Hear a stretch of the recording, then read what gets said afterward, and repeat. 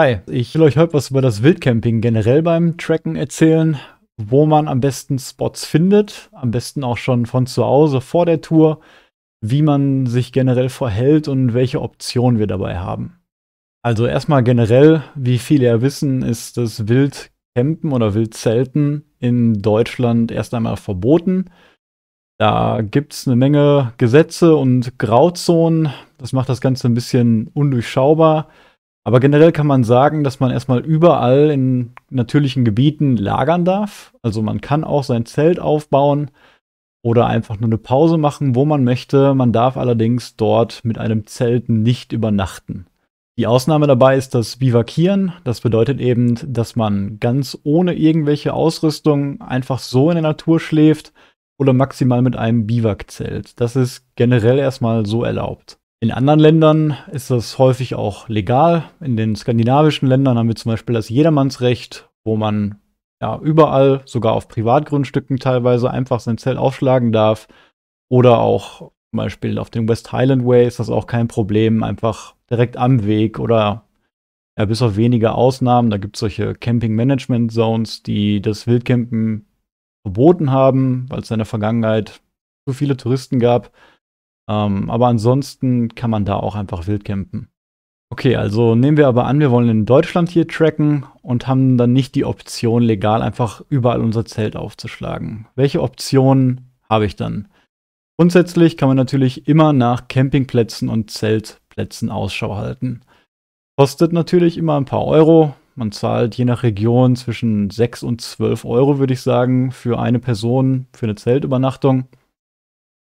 Ja, die Vorteile sind natürlich, man muss sich als Anfänger keine Angst machen, weil man natürlich nichts Illegales in erster Linie macht und noch vielleicht den Schutz eines Campingplatzes und andere Leute genießt und erstmal so nicht mitten im Wald alleine wäre. Eignet sich auf jeden Fall für die erste Tour. Und ja, man hat natürlich auch dann einige Komfortgewinne wie immer eine Wasserversorgung, gegebenenfalls Trockenräume oder auch eine offene Küche, wo man dann ja noch abends seine Sachen kochen kann, ohne dass man seinen eigenen Gaskocher zum Beispiel verwenden muss. Und das macht die Sache gerade für Anfänger erstmal zum Trekking-Start recht angenehm. Die zweite Option wären Naturlagerplätze oder Trekkingplätze. Die haben einen regelrechten Boom erlebt jetzt in den letzten Jahren in Deutschland. Gibt es aber auch schon eine längere Zeit. Die ersten Trekkingplätze wurden in der Eifelregion damals eröffnet. Dort gibt es jetzt auch zahlreiche.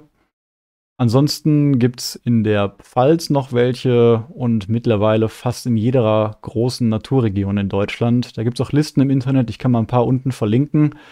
Und dort kann man einfach mal schauen, ob irgendwelche Trekkingplätze für seine eigenen Touren in Frage kommen. Bei den Trekkingplätzen ist natürlich das Coole, dass man sich da online vorab anmelden kann und registrieren kann, sodass man den Platz auch wirklich sicher für sich hat. Und man weiß dabei bis zur Buchung meistens noch nicht die genauen GPS-Koordinaten des Platzes, damit da ja nicht jeder einfach hingehen kann und man wirklich für sich ist. Man hat oft da so eine Art Holzplateau, wo man dann sein Zelt sicher aufschlagen kann. Manche Trekkingplätze, die in der Eifel zum Beispiel, bieten dann auch noch solche Biokompost-Toiletten an, die man auch nutzen kann. Und so hat man eigentlich eine gute Mischung aus ja, einem Campingplatz, wo man sich nicht irgendwie strafbar macht oder keine Ordnungswidrigkeit begeht, aber trotzdem eben die Natur genießen kann, weil man ja meistens an schönen Orten dann mitten im Wald schläft. Sind aber bei der eigenen geplanten Route dann keine Campingplätze oder Trekkingplätze in der Gegend oder man möchte die einfach nicht benutzen aus irgendwelchen Gründen, bleibt einem dann erstmal nur das Wildcampen übrig. Wonach man dann erstmal als nächstes Ausschau halten kann, wären Schutzhütten. Die haben wir in Deutschland wirklich zahlreich, gerade an größeren oder bekannteren Steigen und Wegen, wie zum Beispiel dem Rheinsteig oder dem Moselsteig. Lassen sich alle paar Kilometer wirklich schöne Schutzhütten finden, meistens aus Holz und auch im Wald gelegen. Und natürlich ist es da in erster Linie auch erstmal verboten zu übernachten. Aber ich würde mal sagen, dass es doch lieber gesehen ist, wenn man an Schutzhütten dann bivakiert oder schläft, als nochmal komplett im Wald. Ja, die Schutzhütten haben natürlich auch noch ein paar andere Vorteile, bieten dann erstmal Windschutz, ein bisschen mehr Dunkelheit und vielleicht Komfort, nehmen einem auch vielleicht die Angst ein bisschen, dass man noch ein paar Mauern um sich hat. Die sind ja teils dann nur irgendwie so 2 oder 3 Wänden geschlossen. Und ja, manchmal findet man auch Feuerstellen, wenn es gestattet ist, oder Grillplätze und hat auch Bänke dort drin, könnte sich also zum Beispiel mit seiner Isomatte einfach ohne jeglichen Zeltaufbau auf die Bänke legen. Oder wenn man ein freistehendes Zelt zum Beispiel auch hat, könnte man das innerhalb der Schutzhütte aufbauen. Diese Schutzhütten sind natürlich auf jeder Wanderkarte auch eingezeichnet. Und wenn ich eine Route plane und nach Schlafplätzen suche, schaue ich natürlich erst, wie gesagt, nach Camping- und Trekkingplätzen und schaue mir dann alle Schutzhütten an. Und oft findet man dort auch Fotos und kann sich die schon mal vorher irgendwie anschauen oder sogar Erfahrungsberichte, wie es da in der Gegend ist. Und so könnte man dann eine Art Hüttentour natürlich auch planen und von Schutzhütte zu Schutzhütte tracken. Ja, aber möchte ich dann auf die Schutzhütten auch verzichten oder finde einfach keine, dann bleibt eben das Wildcamping übrig. Und ich mache das persönlich auch am liebsten. Ich denke mal, das gilt auch für die meisten. Man ist natürlich unabhängig von irgendwelcher Infrastruktur, kann sich die schönsten Plätze aussuchen. Allein das Suchen der Kunden macht mir zum Beispiel immer Spaß. Und ja, es gibt nichts Schöneres, als wenn man im Wald oder auf einer Wiese irgendwie aufwacht und dann ganz alleine ist. Deswegen erkläre ich euch jetzt erstmal, was denn wichtig ist, um einen guten Wildcamping-Spot zu finden. Also in erster Linie möchte ich natürlich, dass der Wildcamping-Spot ein bisschen abseits der Wege ist. Am besten soll er nicht vom Weg einsehbar sein, damit man natürlich erstmal nicht gesehen wird oder auch gestört wird. Ich empfehle da meistens so auf einer Karte 100 Meter Abstand zu den nächsten Wegen. Dann hat man eigentlich meistens nicht mehr die Chance, wenn man so ein bisschen sich im Unterholz bewegt, da noch gesehen zu werden. Es gibt morgens immer viele Jogger oder Leute, die mit den Hunden rausgehen, die dann vielleicht noch irgendwelche Zelte oder Tarps dann sehen könnten. Und ja, deswegen schaue ich in erster Linie, dass ich ausreichend von dem Weg weg bin. Dann ist natürlich wichtig, dass die Fläche dort frei ist. Je nachdem, was man benutzt, ob man größere Zelte benutzt oder ein Tarpsystem, brauche ich natürlich eine gewisse freie Fläche, die frei von Bäumen oder Pflanzen, Büschen, Baumstümpfen ist, wo ich dann mein Zelt richtig aufbauen kann. Gleichzeitig ist noch ein wichtiger Punkt natürlich, dass die Fläche auch ebenerdig ist.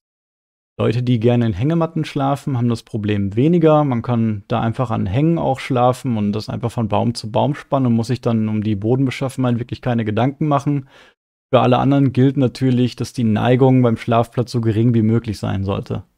Habe ich vor, ein Feuer abends zu machen, wenn ich das denn überhaupt darf? Das ist ja meistens nicht der Fall. Könnte ich auch Ausschau halten nach Feuerstellen, so offiziellen Feuerstellen, die sich vielleicht in der Nähe meines Schlafplatzes befinden, sodass man dann noch vielleicht abends da ein kleines Feuer machen kann, kochen kann und dann nicht mehr weit zu seinem Schlafplatz endlich gehen muss. Das Feuer anzünden, aber direkt im Wald oder bei seinem Schlafplatz ist auf jeden Fall verboten und würde ich auch einem empfehlen, wenn man das unbedingt machen möchte, dann bitte mindestens mit einem kleinen Hobo-Kocher, den ich aber zum Beispiel beim Ultralight-Tracking nicht mitnehme. Deswegen mache ich auch in den seltensten Fällen ein Feuer. Auch muss ich natürlich darauf achten, dass ich nicht auf Privatgrundstücken zelte. Das gilt vor allem, ich sag mal, für gartenähnliche Grundstücke. Wenn man riesige Hektar Landflächen oder Felder sieht, kann es natürlich sein, dass es irgendeinen Bauern oder sonst wem gehört. Und ja, wenn man dann aus der Sichtweite am Rand dort zeltet, nicht sichtbar, finde ich das persönlich nicht so schlimm. Allerdings, wenn es irgendwie um Häuser geht, sollte man da schon ausreichend Abstand wahren. Zusätzlich halte ich mich wirklich daran, dass ich nicht in Naturschutzgebieten lagere oder zelte. Natürlich Gründe, warum die Gebiete Naturschutzgebiete sind. Und ich finde, da sollte sich auch jeder daran halten und seine Tour dementsprechend planen. Da man leider online oder vorher auf einer Karte nicht immer genau die Grenzen von Naturschutzgebieten sieht, ja, muss man da ein bisschen flexibel sein und sich auch mehrere Punkte vielleicht vorher angucken, die ja davor gut passen oder danach und seine Tour vielleicht auch so planen, dass man quasi an einem Tag durch ein ganzes Naturschutzgebiet durchwandern kann und dann knapp hinterm Ende dann sein Zelt oder Tarp oder ähnliche Sachen aufschlagen kann. Ja, also wie finde ich denn jetzt am besten Spots? Erfahrene Tracker planen meistens gar nicht vor und schauen dann einfach flexibel. Wenn man das ein paar Mal gemacht hat, dann bekommt man wirklich ein Gefühl dafür beim Wandern, wann ich schauen muss, wo ich schauen muss und was sich gut eignet, was sich weniger gut eignet. Aber gerade bei den ersten Touren, die man macht, wenn man sich sicherer fühlen möchte, dann kann man das auch wunderbar von zu Hause schon mal 'n bisschen vorarbeiten und sich Punkte dort ausgucken, die auf 'ner Karte markieren. Ja, das habe ich am Anfang auch so gemacht, mir immer 'n bisschen Sicherheit auch gegeben, dass ich abends zumindest wusste: „Okay, ich habe die 5 Optionen, an denen ich weiß, dass ich da auf jeden Fall was finden werde." Ja, und wie gesagt, das nimmt ein bisschen die Angst, gibt einem Sicherheit und für die ersten Touren auf jeden Fall zu empfehlen. Ja, also wie finde ich jetzt konkret diese Spots? Ich zeige euch das mal jetzt an einem Beispiel für eine Route, die ich geplant habe und auch letztes Jahr gelaufen bin durch den Sauerland-Höhenflug. Bin da in Essen gestartet und bis nach Hessen quasi, nach Korbach, gelaufen.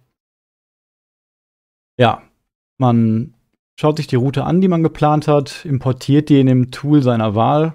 Kann Komoot sein, ich habe jetzt hier Outdoor Active benutzt und schaut erst mal, wo man startet. In dem Fall starte ich hier in Essen und überlege dann, zu welcher Zeit laufe ich los und wie ist meine generelle Kilometerleistung überhaupt an dem Tag?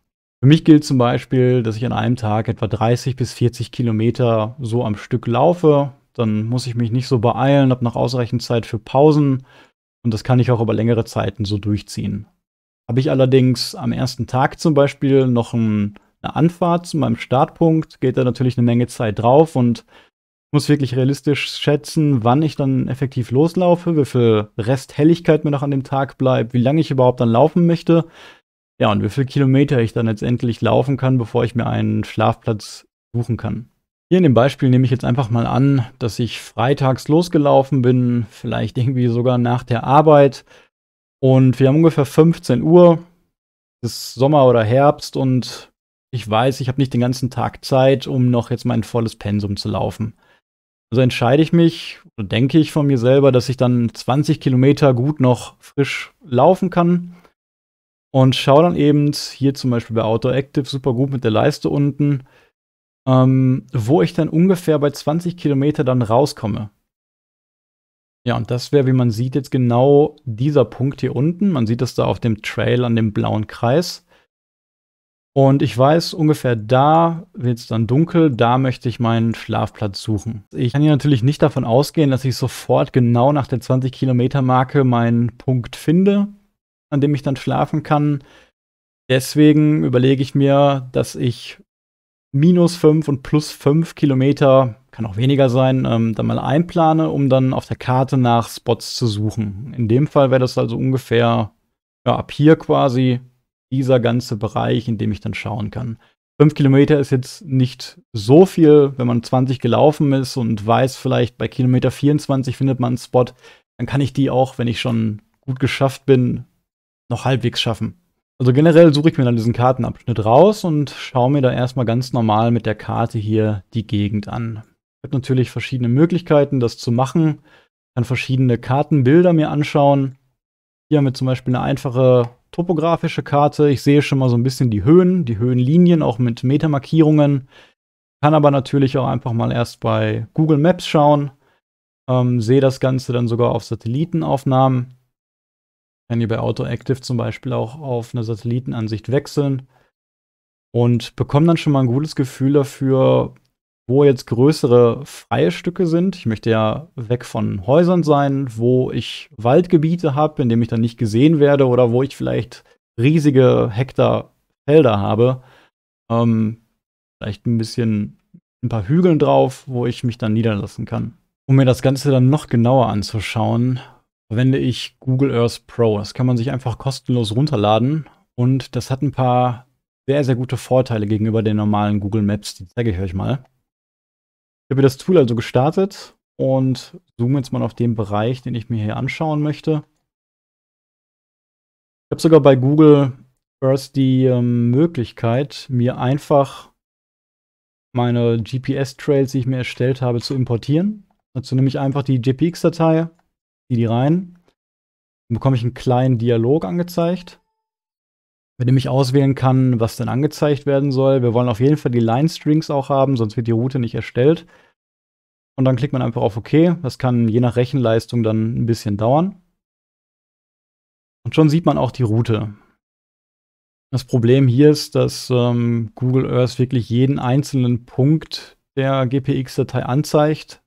Das macht das Programm extrem langsam. Ich habe aber die Option, mir hier die Tracks anzuschauen links und die Points hier zu deaktivieren. Und so sehe ich wirklich nur den Trail an sich. Ich habe unten links noch die Option, mir verschiedene Sachen ein- oder auszublenden. Ich deaktiviere aus Übersichtsgründen meistens alles, bis auf das Gelände hier und eventuell 3D-Gebäude. Das sorgt nämlich dafür, dass ich genau wie bei Google Maps die Wälder zum Beispiel auch hier in 3D sehe. Es gibt hier noch einen Knopf, der zeigt Fotos an. Das kann manchmal auch ganz hilfreich sein, wenn ich mir ein Gelände anschauen will, von dem ich jetzt nicht genau weiß, wie es dann aussieht. Dann findet man manchmal ab und zu Fotos dort markiert, die ich mir dann einfach aufrufen kann. Ja, aber wir deaktivieren die Fotos jetzt hier nochmal und immer genau an diesen Abschnitt hier, das ist der ungefähr, den ich mir rausgesucht habe, und schaue dann erstmal, wie gesagt, generell mir das Ganze hier an. Ich kann natürlich bei Google Earth, wenn ich das Mausrad runterdrücke, mir das Ganze auch in 3D anschauen, was wirklich ein sehr gutes Gefühl dann für die Landschaft und für die Höhen dann gibt. Ich kann mir angucken, wo ich genau hochlaufe, wo ich runterkomme.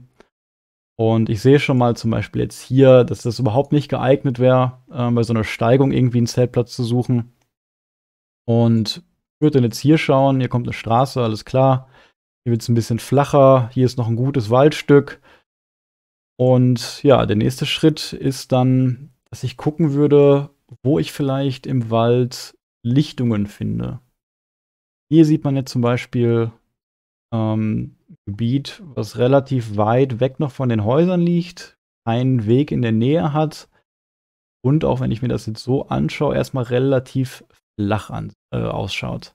Ich versuche auch immer Spots zu finden, die am Waldrand sind oder zumindest eine Lichtung im Wald haben. Hat viele Gründe. Ich finde es immer dann abends natürlich ein bisschen heller. Man hat nicht die Gefahr, falls irgendwie spontan ein Sturm kommt, dass man da irgendwie von Bäumen bedroht ist, die umfallen könnten. Und generell gibt mir das immer ein bisschen besseres Gefühl. Dieser Spot sieht jetzt hier auf der Karte erstmal ganz gut und flach aus. Aber man kann natürlich nicht von Satellitenbildern ausgehen. Und deswegen kann ich mir noch mal eine topografische Karte anschauen. Es gibt zum Beispiel die Open Topo Map. Die zeigt mir das Ganze mal ein bisschen beschränkter wirklich auf die Höhenlinien an.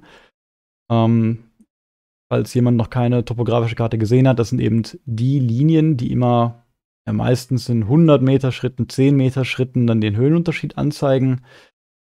Wenn die Linien dann näher beieinander sind, heißt das eben, dass es da dort steiler ist. Sind die jetzt wie hier ein bisschen weiter auseinander, weiß ich, dass die Steigung dort nicht so stark ist. Also würde sich zum Beispiel jetzt an diesem Punkt, wo meine Maus ist, ein Spot eher anbieten, als jetzt an dieser Linie hier. Wenn ich auf der Karte Kreise finde, so wie das hier, ist das natürlich optimal. Das heißt dann, wir sind am Gipfel zum Beispiel von diesem Hansberg hier. Und da werde ich dann auf jeden Fall etwas Flaches finden. Weil natürlich auf einer Seite der Berg hochgeht und auf der anderen wieder runtergeht. Es gibt auch noch andere, bessere topografische Karten. Die sind meistens aber nicht kostenlos. Bei AutoActive hat man zum Beispiel die Möglichkeit, als Premium-Mitglied hier auf verschiedene topografische Karten zurückzugreifen.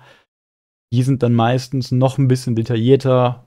Und ja, wie man sieht, zeigen das auch noch mal viel klarer an. Ich glaube, bei Komoot gibt es die Option auch. Ansonsten kann man sich auch ganz normale analoge Karten zum Beispiel erstellen, kaufen.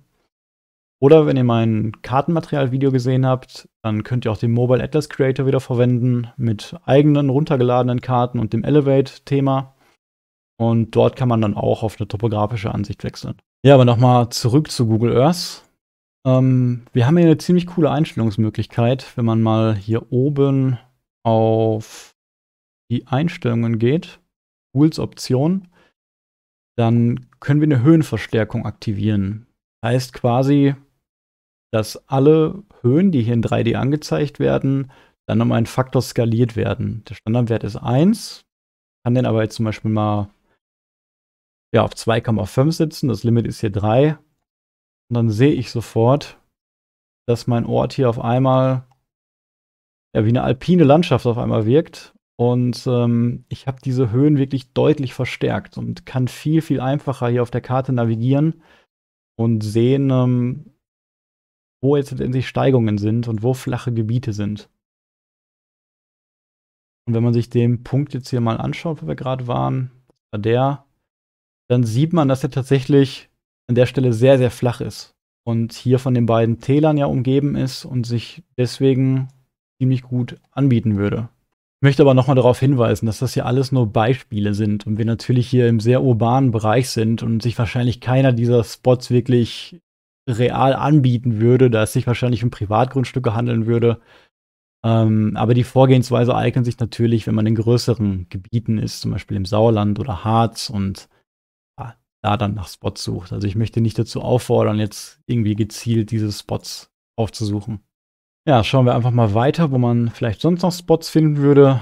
Ich denke, wir sind ungefähr bei Kilometer 16 oder 17 jetzt von den 20. Ich zoome also mal wieder ein bisschen raus und schaue mir die Karte hier an und sehe natürlich, dass hier auch wieder ein größeres Landstück zu finden ist. Schaue mir also die Höhe an, sehe schon mal, dass das hier von der Stadt aus ein bisschen weg ist und ja, sehr hügelig ist. Guck wieder vielleicht, wo ich lichte Gebiete finde, die weg von Wanderwegen sind. Wenn man sich sicher sein will, dass man da einen Spot findet, der auch weg von Wanderwegen ist, bietet es sich an, nochmal eine andere Kartenansicht wieder zu wählen. Zum Beispiel die ganz normale OpenStreetMap. Die zeigt dann nochmal ein paar mehr Pfade an als die meisten anderen Karten. Hier sieht man dann zum Beispiel in demselben Wald, dass hier auch noch so kleine Pfade wirklich durchlaufen. Wenn ich die Kartenansicht wechsle, ja, wird es noch ein bisschen detaillierter. Und ja, da muss man dann darauf achten, dass das insgesamt dann stimmt. Wenn ich mich hier also ein bisschen umgucke, dann fallen zum Beispiel solche Lichtungen wie das hier auf. Liegt auch sehr tief. Also könnte wieder ein geeigneter Spot sein, den ich mir dann markieren würde. Wie man das am besten macht, zeige ich euch gleich auch noch. Das kann man nämlich super bei Google Maps machen. Schauen wir noch einmal ein bisschen weiter entlang der Route. Großes Waldstück, nähert sich aber immer weiter hier der Stadt. Also würde ich vorzugsweise in der Region hier irgendwie was suchen. Ungefähr hier war, glaube ich, die 20-Kilometer-Marke. Also hier würden wir schon ein paar extra Kilometer machen. Man sieht aber hier auch, dass hier wieder ein paar Waldstücke zu finden sind. Natürlich jetzt sehr, sehr nah und auch an einem Hang, also nicht wirklich geeignet. Hier würde es jetzt ein bisschen flacher tatsächlich werden. Ich könnte also schauen, ob man hier in dem Wald noch irgendwie was sehen würde. Ja, und so würde ich dann die ganze Zeit eben weiter vorgehen und mir einzelne Punkte dabei anschauen. Ein Vorteil ist natürlich, wenn man sich wirklich mal ein paar Stunden Zeit nimmt und sich die einzelnen Tagesetappen so durchplant, dann lernt man schon unglaublich viel über die Route, die man laufen möchte. Sieht vielleicht auch schon vorher geeignete Wasserstellen, Einkaufsmöglichkeiten oder sonstige Sachen. Und ja, ich fand es auch immer sehr spannend, dann die Sachen auch, nachdem man sich die so lange auf einer Karte angeschaut hat, auch dann letztendlich in der Realität durchzuwandern. Und ich bin da meistens immer überrascht, wie unterschiedlich dann der Eindruck dann letztendlich ist, den man vorher von der Karte aus hatte. Habe ich jetzt hier zum Beispiel ein paar Spots gefunden, die mich interessieren würden, wechsle ich einfach wieder auf Google Maps. Natürlich braucht man da ein Google-Konto, um sich die Sachen speichern zu können. Suche mir den Punkt hier nochmal auf der Karte. Ich nehme jetzt nochmal den als Beispiel hier zum Beispiel. Klick drauf und habe dann unten sogar die GPS-Koordinaten oder die genauen Geokoordinaten dieses Punktes. Wenn ich dann draufklicke, bekomme ich da eine Adresse, zu der ich auch einen Routenplaner starten könnte und habe die Möglichkeit, hier auf Speichern zu drücken. Und man kann sich dann vorher eine Liste machen, die habe ich jetzt schon mal erstellt, heißt bei mir Campspots. Und da würde ich den Punkt dann eben hinzufügen. Ich habe das jetzt mal hier für 5 mögliche Punkte getan. Habe dann eine super Übersicht, wo diese Punkte sind, kann dann mit meinem Smartphone einfach unterwegs dann schauen, wenn ich ungefähr in der Region bin, wo denn mein nächster markierter Campspot war, kann den super anpeilen und hinnavigieren. Wie gesagt, ich kann einfach draufklicken, kann mir meine ganze Liste anzeigen, kann Notizen hinzufügen oder dann sofort noch eine Routennavigation daneben starten. Ja, und wie gesagt, hat man sowas ein paar Mal gemacht, dann wird es auch irgendwann beim Tracking entspannter. Dann abends, wenn man richtig ausgepowert ist, dann noch selbst einen Punkt zu suchen. Aber gerade als Anfänger ist das natürlich eine große Entlastung. Man hat dann vielleicht nach dem Wandern abends auch nicht mehr so Lust, sich dann noch durch die Dunkelheit zu schlagen, einen Spot zu suchen. Und wenn man dann auf solche Notizen zurückgreifen kann, dann hilft einem das schon mal wirklich viel. Ja, damit wäre erstmal alles gesagt zum Thema Wildcamping fürs Erste und wie man dann eben die Spots findet. Ich hoffe, das konnte euch ein bisschen helfen, eure eigenen Touren besser zu planen. Und wenn euch das Video geholfen hat, dann würde ich mich freuen, wenn ihr mich abonniert.